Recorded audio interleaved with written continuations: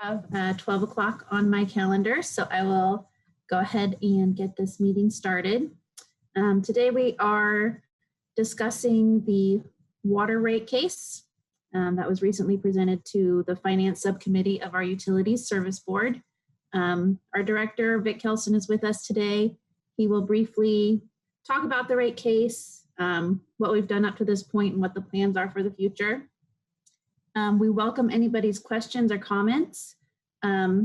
As you've noticed, everybody starts out with their microphones muted and their cameras off. If you would like to ask a question, please use the raise hand feature that Zoom has or the chat feature available in Zoom. If neither of those are an option for you, for instance, if you're on the phone, please utilize our phone numbers or our emails to ask questions, and we will get back to you. And I will make sure to say those phone numbers and emails in this meeting. All right, Vic, I'm going to let you take it from here.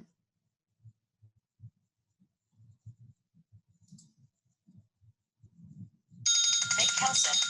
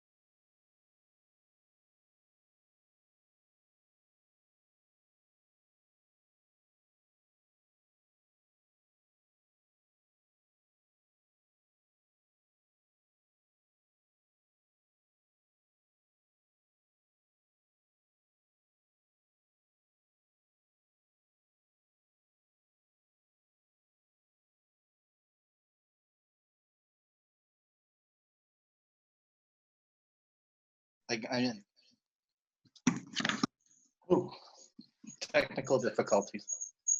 Hi, everyone.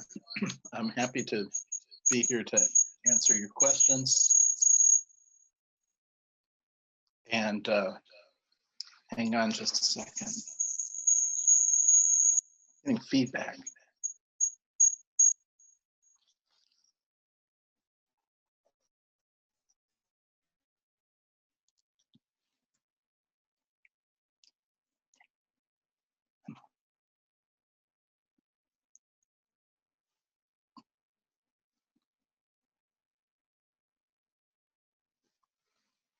Okay, I think I got rid of the feedback. Can you hear me now? Okay.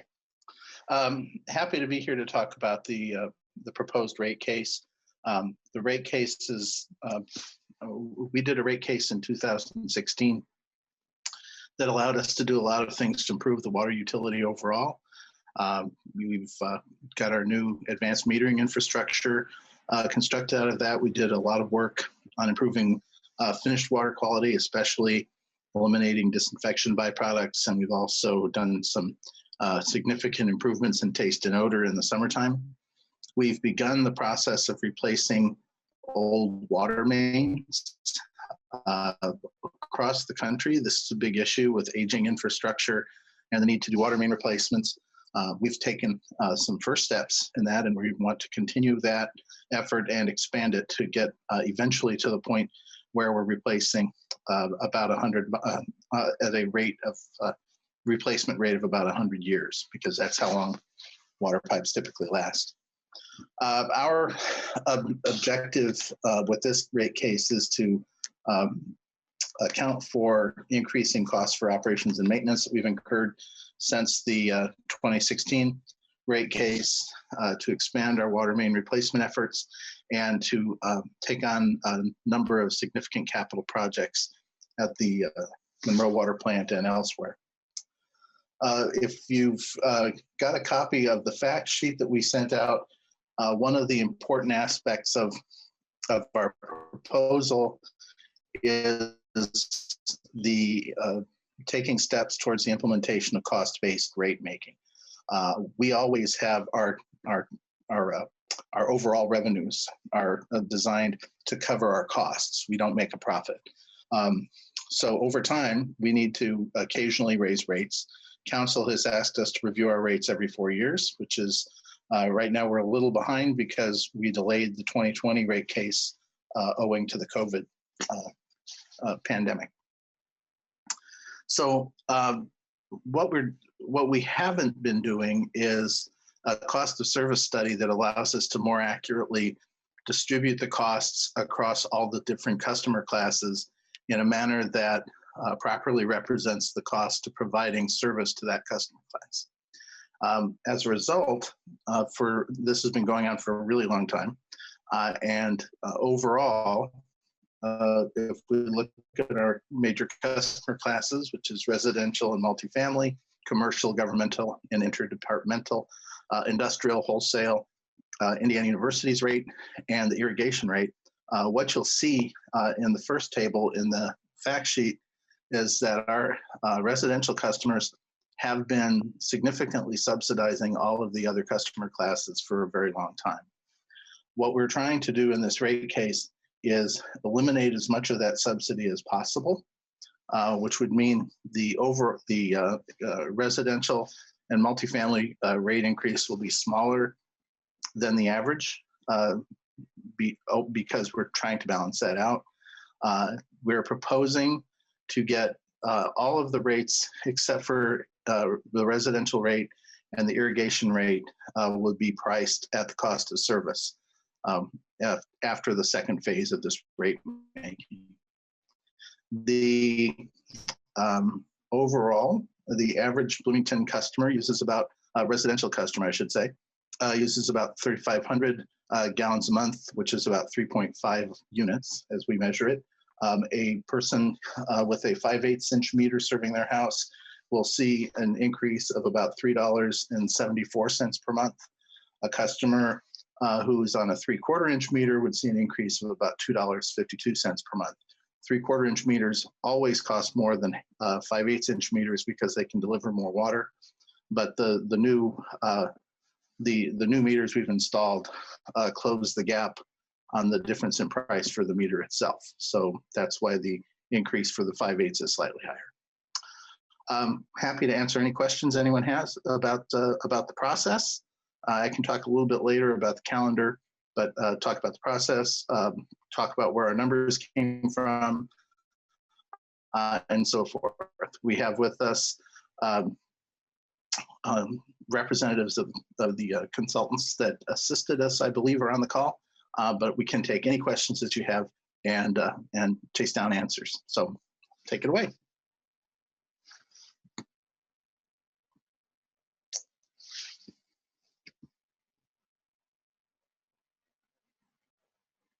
Are there any questions? So far, I am not seeing any raised hands or questions in the chat, but because we did start our meeting. I think you're muted, Holly.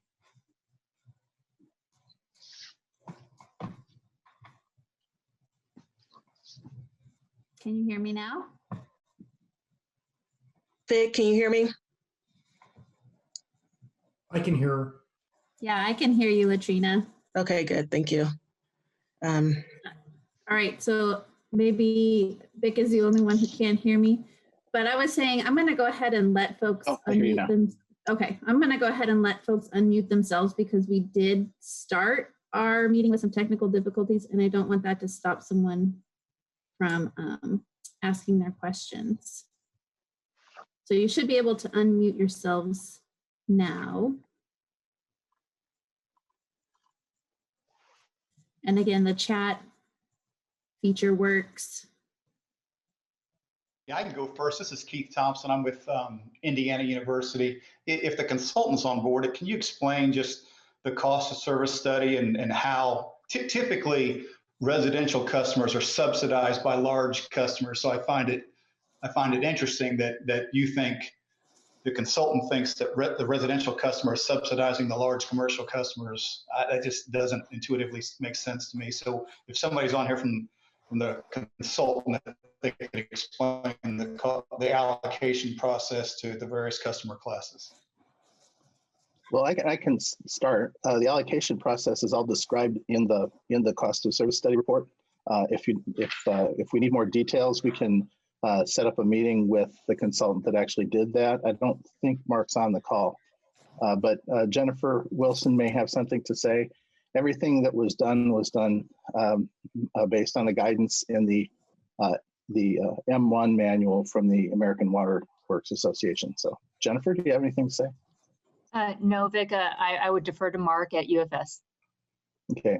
Keith, I can ask Holly to set up a meeting with you and me and Laura Pettit, our Assistant Director for Finance, and we can get the UFS representative on as well. Yeah, that'd be great. Obviously, Vic, this is a significant rate increase to the university, and we are going to dig into the details here and try to see what things we can do to obviously keep our water rates as reasonable as possible. We have a significant infrastructure at the university. We have a lot of water and sewer infrastructure on campus, and we just want to make sure that we're getting credit for all this infrastructure that we provide to all the buildings on the Bloomington campus. So we will be diving into this more. As I got this, presented to me as I got back from vacation, the holidays, like everybody else. So just trying to digest all the information that was provided. Thank you. We have a question from Ethan Burks of WFIU Radio. When will people begin seeing the rate increase on their bills? So I'll talk a little bit about the calendar in general. We began this week with a meeting with the USB Utility Service Board. Finance Subcommittee, we presented it to them. There will be another meeting of the Finance Subcommittee on the 11th at 4 p.m. And another one on the 19th at 4 p.m., followed by consideration by the full USB on January 19th. If assuming it's approved, whether in the current form or in a modified form on the 19th, it would go to council with first reading on February 3rd. There would be some committee consideration during February. We don't know the dates or times yet, but then it would go to council for final action on the 3rd of March. And we would expect to file with the Indiana Utility Regulatory Commission by the end of March. They have around 300 days to consider it and make their decision. So realistically, the soonest it would likely go into effect would be the end of the year 2021 or early in the year of 2022. So we're looking a year out, basically.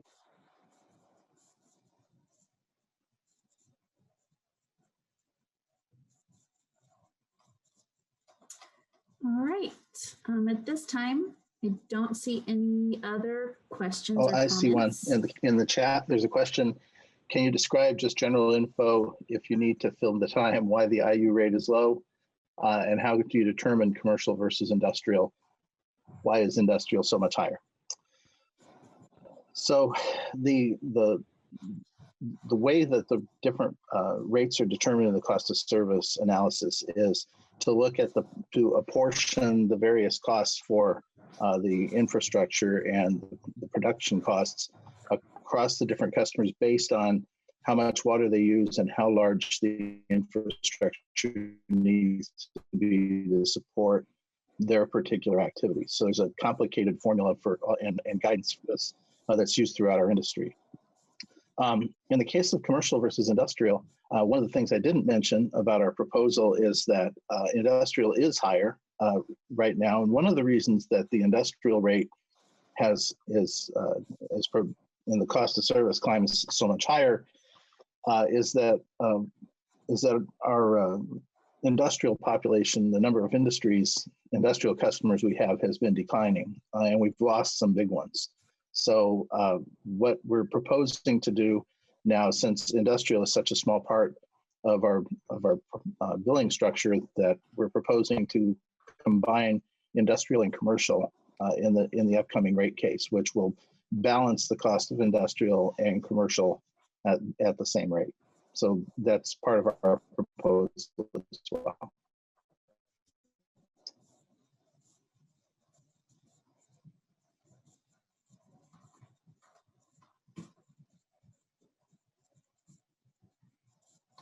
Other questions?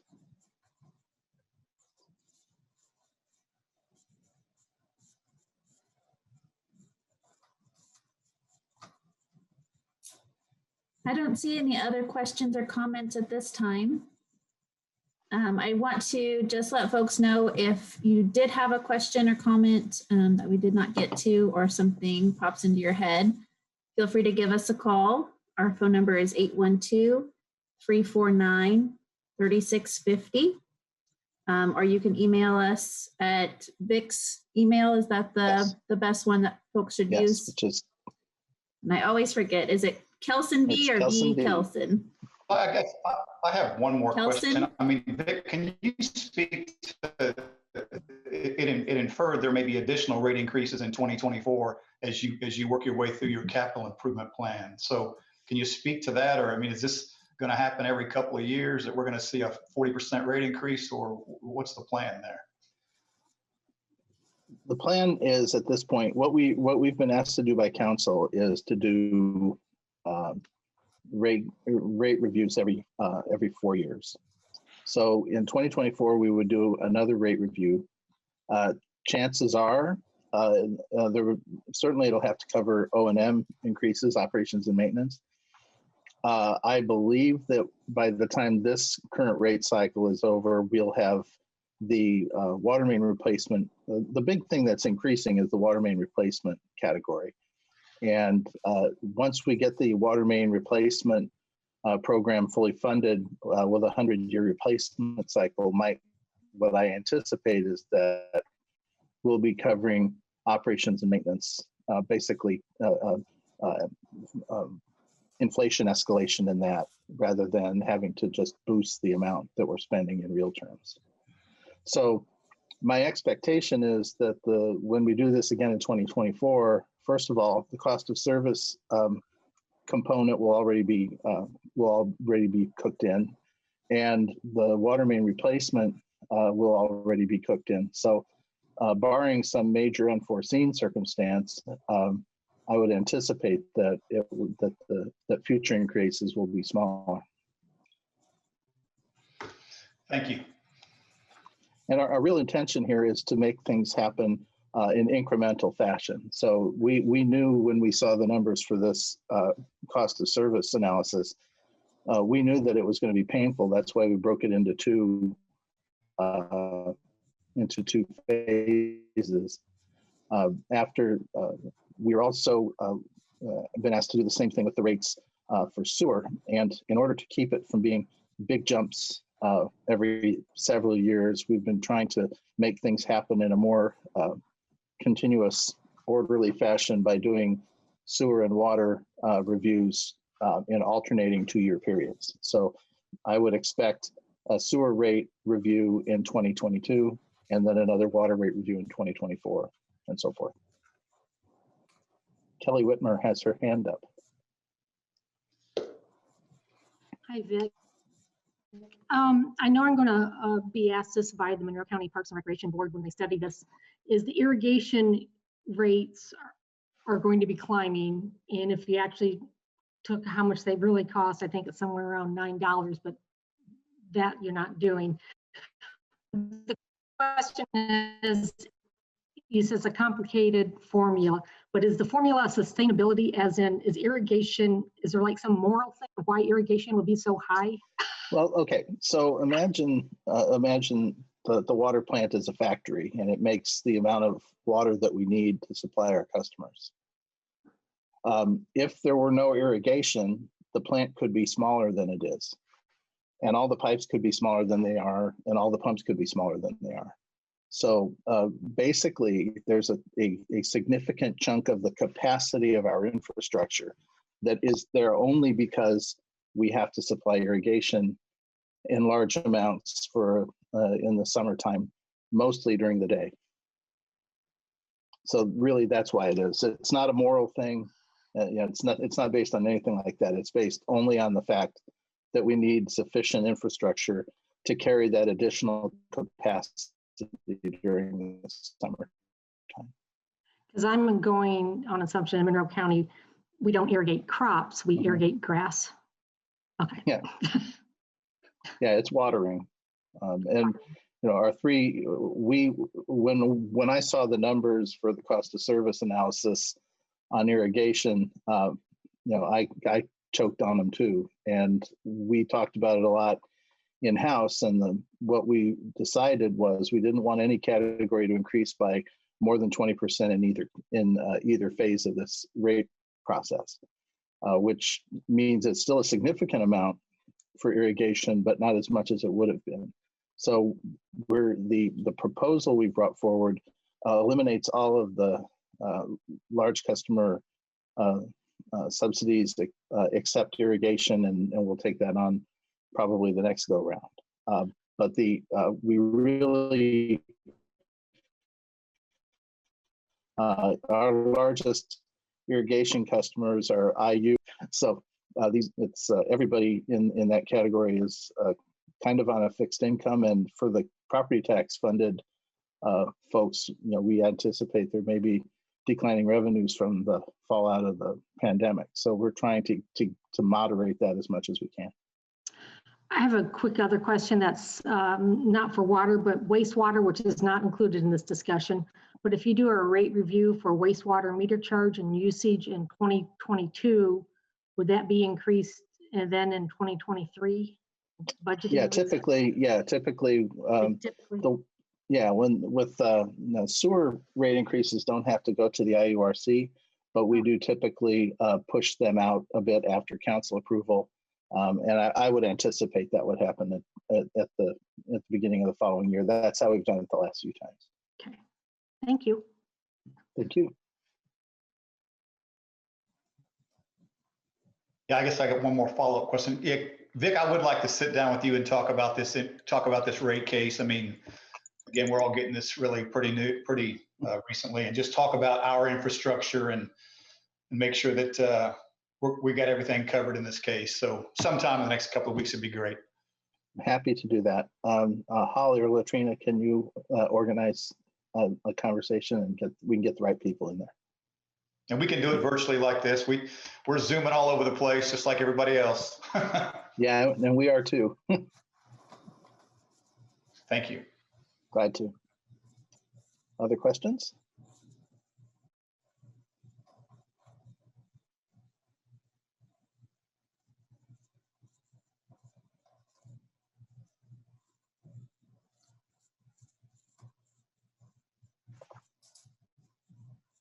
Oh, someone said, oh, okay. Thank you, Dave. Dave McGimsey reminds me to talk about the way the phasing works. The phase one, as I said, we had anticipate would happen in 2022. We would plan on phase two happening in 2024. So between the two of them, you'll get that final number. For that average residential customer, the the increase would be $2.03 for a 5/8 inch meter and $1.49 in phase one for 3/4 inch meter.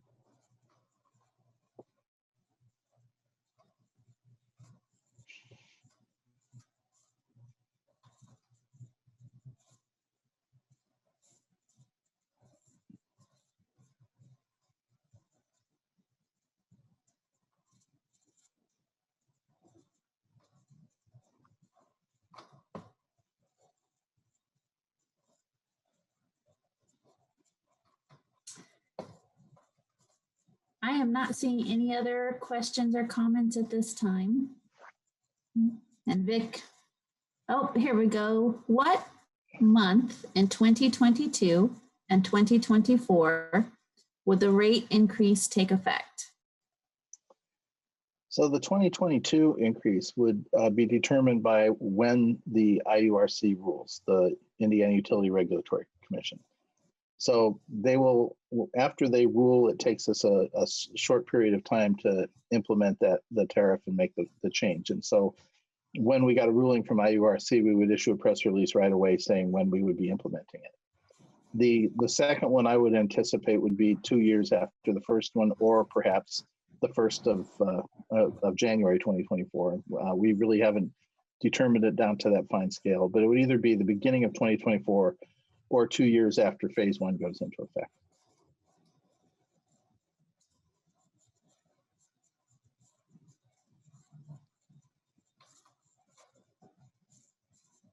For planning purposes, I would assume the 1st of the year in both cases. And it'll be off by a little bit.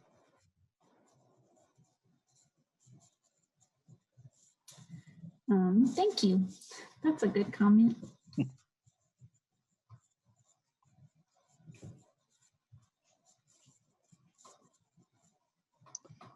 Something some people may be concerned about is, of course, given all the economic uncertainty, the effects of such a rate increase like this on our lowest income residential customers. This is something that we always consider very carefully. That's part of the reason we're doing the cost of service study. The cost of service rate making proposal is just to moderate any increases that they experience, that residential customers experience as much as possible. But we also have a very robust customer assistance program that the utility funds every year. Our customer who has a hard time paying their bill can come to us, and we will refer them to the South Central Community Action Program, and they will review the request, and if they authorize it, then we would go ahead and pay a water bill a certain number of times per year. We can do that. So we do have an aggressive program for helping low-income customers who are having trouble with their bills. So that's all part of what we do all the time.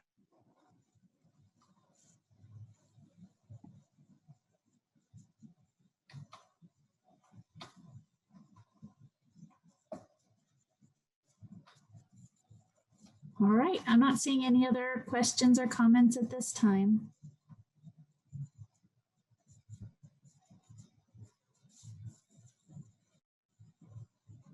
As Holly said, if anyone would like to talk with me offline, feel free to reach out. You can send email to us at kelsonv, KELSONV, at bloomington.in.gov. And as I said, we're happy to answer any detailed questions anybody has going through this process.